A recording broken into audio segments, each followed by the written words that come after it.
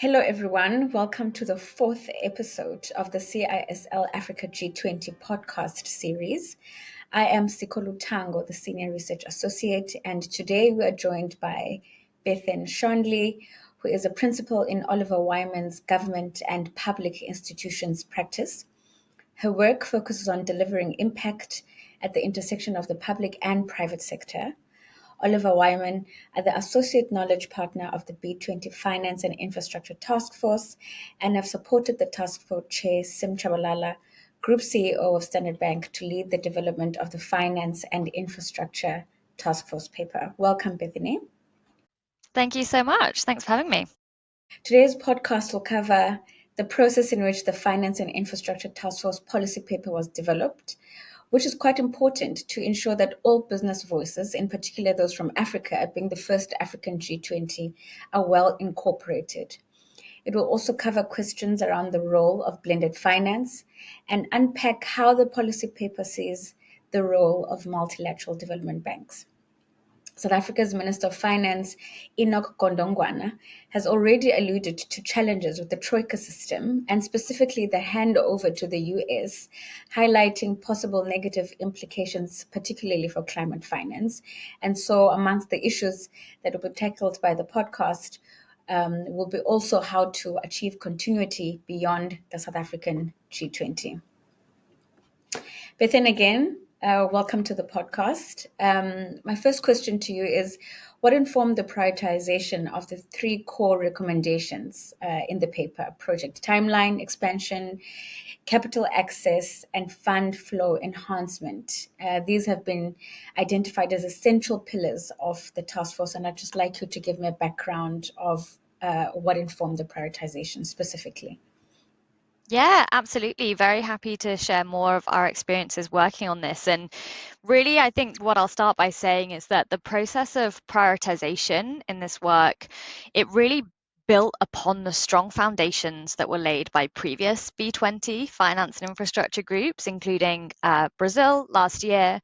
But for a number of years now, a kind of group have been convening and reconvening around this question of finance and infrastructure, looking at where key areas of focus and previous themes, for example, have looked at scaling private capital deployment, accelerating low carbon transitions, and integrating MSMEs into global value chains as well. So our starting point for prioritization was very much building off the great work that had already been done. And, despite ongoing progress having been made since previous years, previous iterations of the B20, it is clear that the challenges remain stark. I think especially in EMDEs, investment gaps persist, bankable projects remain limited, global capital flows are often misaligned with infrastructure needs. And that context demands focus, and it also demands ongoing urgency as well. And our three recommendations really reflect this. They're deliberately designed to reinforce one another, to build off that continuity of previous B20s, but also to focus in on those areas which are particularly pertinent right now. So, as you mentioned, our first one is around expanding the pipeline of investable infrastructure projects.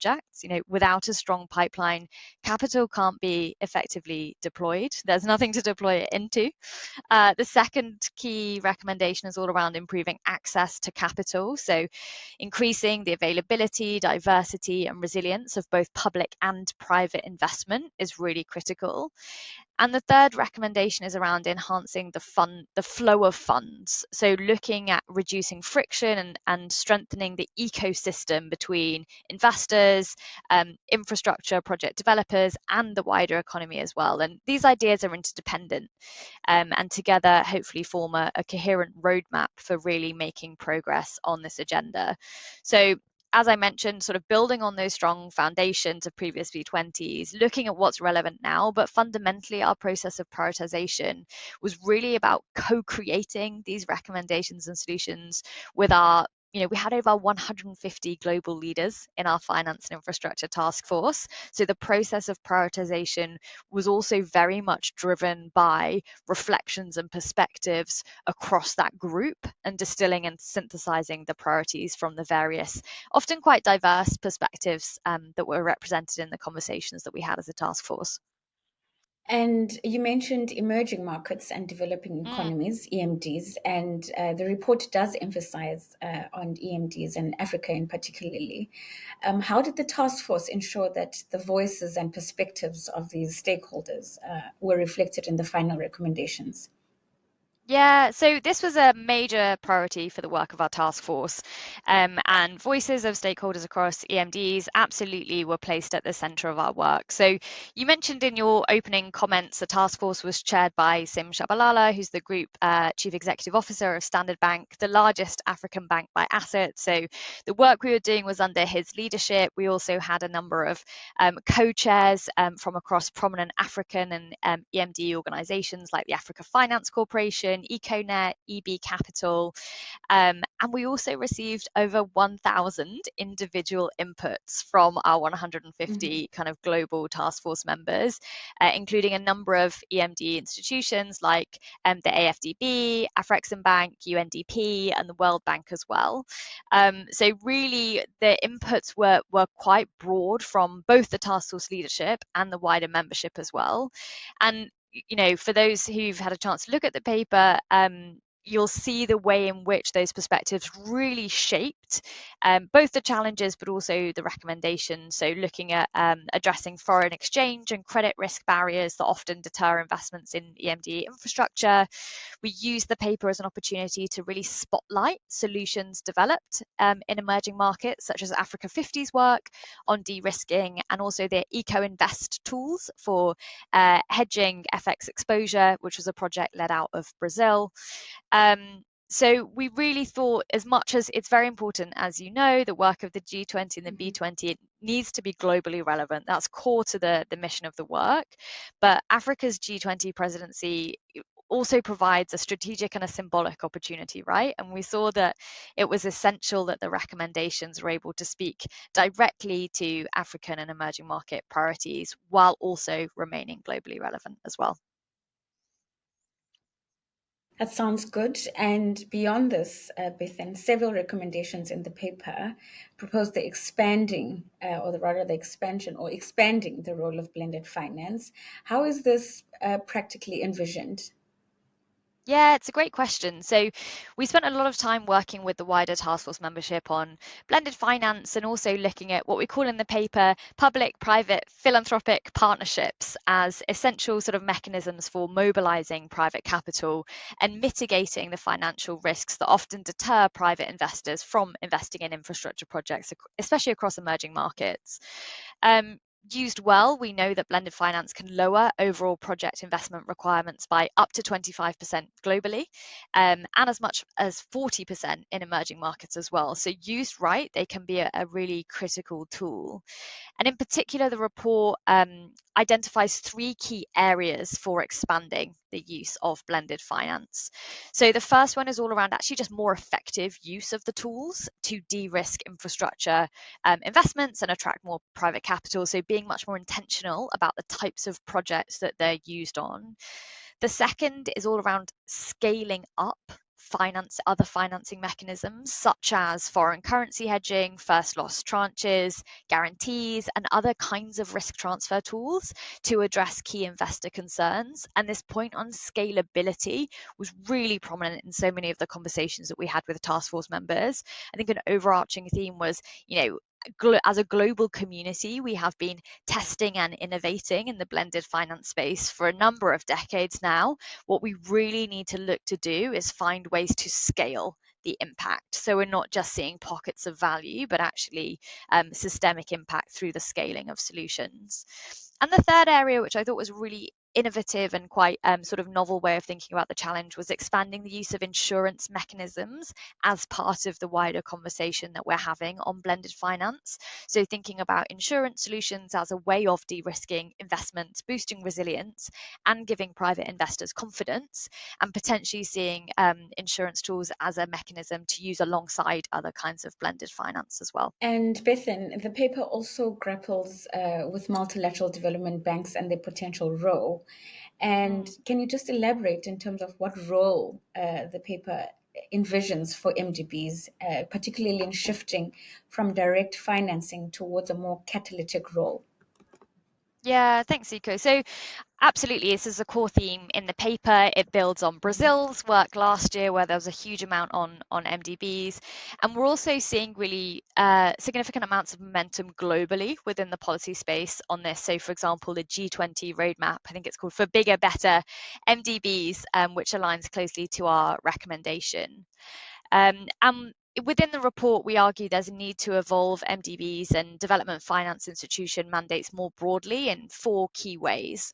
So the first, sort of building on your reference to being more catalytic, we see there being a huge opportunity for the better leveraging of capital. So kind of building on my previous comments, using guarantees, first loss tranches, and risk sharing instruments to mobilize more from the private sector, while reducing the ability to crowd out from the private sector as well. So think about, for every pound that an MDB invests, being able to crowd in £4 of private sector investment. That's really what the goal should be, or 4, 5, 6, whatever it might be.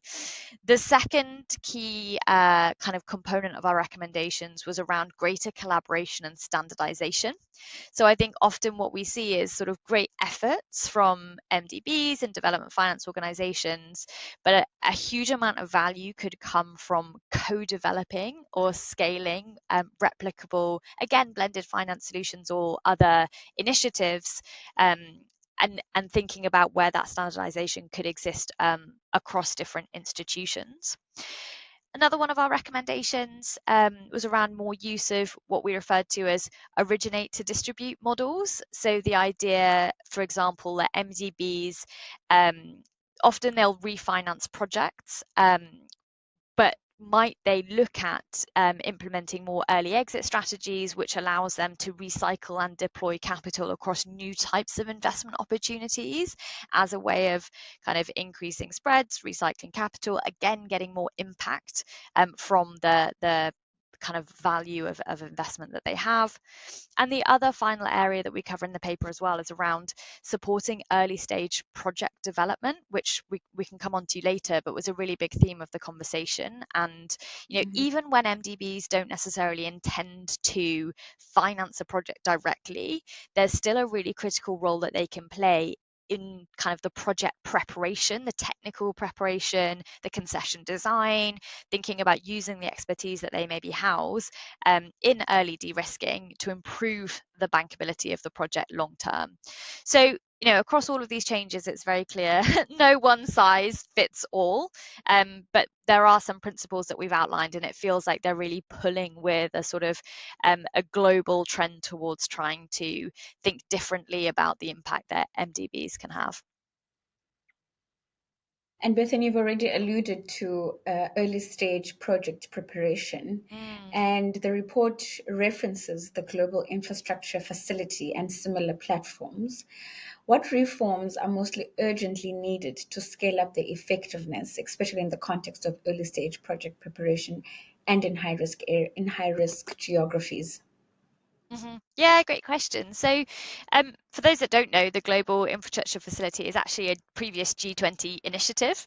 It's already a very successful infrastructure project preparation platform, but kind of through our conversations with the task force, we recognise that it has further potential, and it's identified as a quick win, actually thinking about the reforms that could be made in order to allow it to have even greater impact. So there's three specific reforms that we call out within the report. The first is just around increasing the funding for the Global Infrastructure Facility. So from private donors in particular, enabling it to have more flexibility and support a broader range of projects and partners in the work that it does as well, increasing its capacity to operate effectively.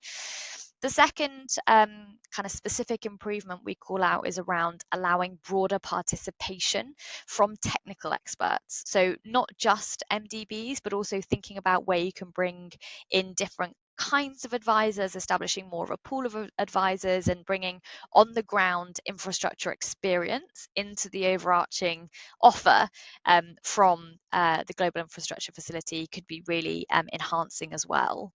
And then the third is around giving the institution more flexibility to tailor its support. So again, I previously said, often in this space, there's no one size fits all.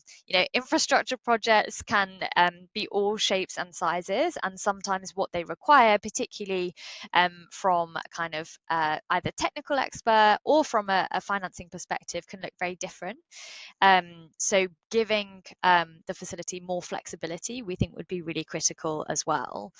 And just to say, this is one example of a really effective initiative, a previous B20 initiative, but we also, as a task force, think there's opportunity to build on the success of platforms like this to establish broader initiatives, creating new innovative accelerators, again, just scaling the capacity in the overarching system to provide technical expertise. So another example of this is the Industrial Transition Accelerator, which we helped develop through our work at Oliver Wyman. And it's a model that directly connects projects with investors, it supports due diligence, and helps accelerate financing opportunities. So I think the more activity that we can see developing the space to make and increase the availability of the kind of technical support to those developing infrastructure projects, and helping join the dots and structure the projects in a way that will enable them to be bankable, enable them to be investable, is really critical. The other barrier mentioned in the paper is regarding permitting and regulatory Yes. inefficiency. Can you just highlight, Bethan, the recommendations in terms of how the paper aims to address some of these barriers? Yeah, very happy to. So it's a key recommendation in our report. Regulatory planning and approval frameworks are consistently flagged as a bottleneck for infrastructure development. And just to bring that to life, so a recent European survey actually showed that 60% of companies wait over a year for permitting approval. And in some cases, that delay can stretch up to 6 years. So if you think about that scaling on a global level, actually this being a barrier to expanding infrastructure provision globally is absolutely enormous. So the task force proposes action in 3 areas. The first is really around targeted reforms to permitting regimes. So thinking about opportunities to digitize, standardize, and centralize activities when it comes to streamlining approvals, and thinking about where G20 governments directly can also provide technical assistance to any overwhelmed regulatory bodies to sort of relieve the burden, help increase capacity for processing permitting as well. The second is around developing clear and consistent regulatory frameworks, particularly to give transparency and predictability to investors, and cross-border project sponsors is a really key area here that we looked at for kind of pertinent for reform and opportunity. And the World Trade Organization's investment facilitation agreement is one kind of really relevant mechanism here. And then more broadly, kind of looking to support from governments to improve the wider enabling environment around this. So again, another very tangible example, the World Bank program Mission 300 encourages African governments to commit to regulatory and policy reforms that unlock private investment in renewables. So thinking about how you can make sure that wider regulatory policy enabling environment is set up in a way that kind of allows the permitting regime to operate smoothly. It is worth noting, so there are 3 recommendations. It is worth noting we had a robust discussion about this as a task force. There obviously are trade-offs. So regulations still need to be fit for purpose and uphold environmental and social stand-ups, and you need to make sure that that's not compromised when you're looking at ways of streamlining, accelerating, standardizing different processes. But the overarching message was that greater clarity and predictability helps investors plan and reduces kind of delay-driven risks in project delivery and in investment as well. So that's something to keep in mind, but I think the overarching message remains unchanged.